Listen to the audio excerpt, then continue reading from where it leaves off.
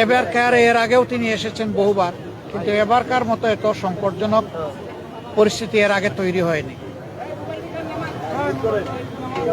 আমি ধৈর্য ধরছিলাম, দোয়া করছিলাম বাইরে থেকে, এবং ধারণা ছিল যে এখানে এসে ডিস্টার্ব না করি। বিএনপির পক্ষ থেকেও সেই ধরনের একটা আহ্বান মহাসচিব জনাব মির্জা ফখরুল ইসলাম আলমগীর সাহেব জানিয়েছিলেন যে সবাই দোয়া করুন, এখানে এসে সবাই ভিড় করবেন না। এখানে ওনারও চিকিৎসা বিঘ্নিত হচ্ছে, আরও রোগীদের চিকিৎসা বিঘ্নিত হচ্ছে। তো আজকে আর কোনোভাবে মনকে বুঝাতে পারিনি, এই জন্য আসলাম।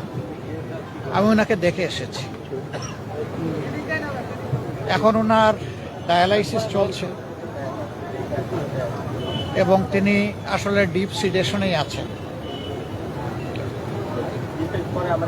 সারা দুনিয়ার মানুষের সাথে আমরাও দোয়া করি আল্লাহ তাআলা ওনাকে সুস্থতার নিয়ামত দান করুন। আমিন। তিনি সুস্থ হয়ে আবার ফিরে আসেন এবং জাতির খেদমতে বাকি জিন্দগিটা উনি যাতে কাটাতে পারেন সেই দোয়া করি। সুস্থতাও আল্লাহর নিয়ামত, অসুস্থতাও আল্লাহর নিয়ামত। এই ক্ষেত্রে তার আপনজন যারা আছেন, বিশেষ করে তার পরিবারের সম্মানিত সদস্যবৃন্দ, তাদের জন্য এই পরিস্থিতিতে ধৈর্য ধারণ করা বড় কঠিন। আমরা আল্লাহ তাআলার দরবারে দোয়া করি তারা যেন ধৈর্যের সাথে এই পরিস্থিতি মোকাবেলা করতে পারেন এবং আল্লাহর উপর তারাও যেন পূর্ণ ভরসা করতে পারেন।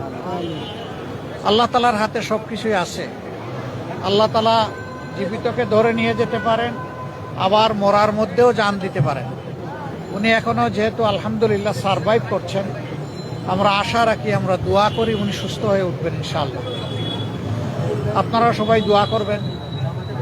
আর এখানে হসপিটালের যে ডিসিপ্লিন, এটার ক্ষেত্রে আমাদের কারোই ব্রেক করা উচিত না। আমি মাত্র 1.5 মিনিট সময় সেখানে দাঁড়িয়েছি।